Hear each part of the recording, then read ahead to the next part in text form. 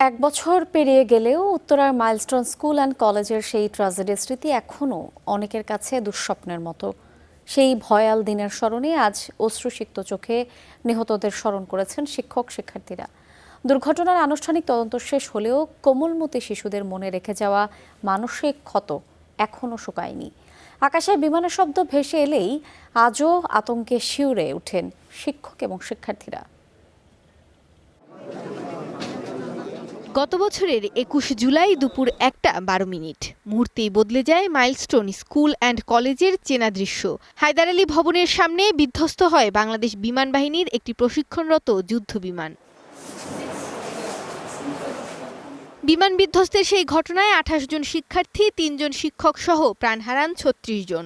একই সঙ্গে নিহত হন বিমানটির পাইলট ফ্লাইট লেফটেন্যান্ট তৌকির ইসলাম সাগর। আহত হন ২ শতাধিক মানুষ। মর্মান্তিক সেই ঘটনার ১ বছর পূর্তিতে মঙ্গলবার নিহতদের স্মরণে স্মরণসভা ও দোয়া মাহফিলের আয়োজন করে মাইলস্টোন স্কুল অ্যান্ড কলেজ কর্তৃপক্ষ। অশ্রুসিক্ত নয়নে হারিয়ে যাওয়া স্নেহের শিক্ষার্থী ও সহকর্মীদের স্মরণ করেন প্রত্যক্ষদর্শী শিক্ষকরা। বাচ্চাদের গগন বিদারী একটা চিৎকার আমি দেখতে পেলাম। আমি দৌড়ে চলে আসলাম ওদেরকে বাঁচানোর জন্য। বেশ কতগুলো বাচ্চার লাশ পড়ে আছে। আমরা দেখতেছি আমাদের চোখের সামনে ওরা আগুনে দগ্ধ হয়ে যাচ্ছে, কিন্তু আমরা কিছু করতে পারতেছি না। ১ বছর হয়ে গেল, কিন্তু আমরা তো ওদেরকে ভুলতে পারিনি। শুধু স্মৃতিই নয়, ১ বছর পরও কাটেনি সেই দিনের ভয়।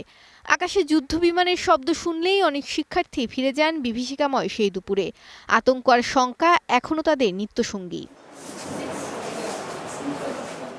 দুর্ঘটনার কারণ নিয়ে শেষ হয়েছে তদন্ত, কিন্তু সেই দিনের মানসিক ক্ষত আর আতঙ্কের তদন্ত যেন শেষ হয়নি এখনো।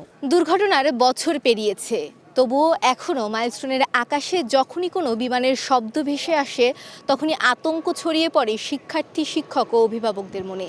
এই ভয় কাটিয়ে স্বাভাবিক পরিবেশ ফিরিয়ে আনার দায়িত্ব রাষ্ট্রের, কিন্তু এই আতঙ্কের অবসান ঠিক কবে হবে তার উত্তর জানা নেই কারো। মৌমিতা মৌ, স্টার নিউজ, ঢাকা।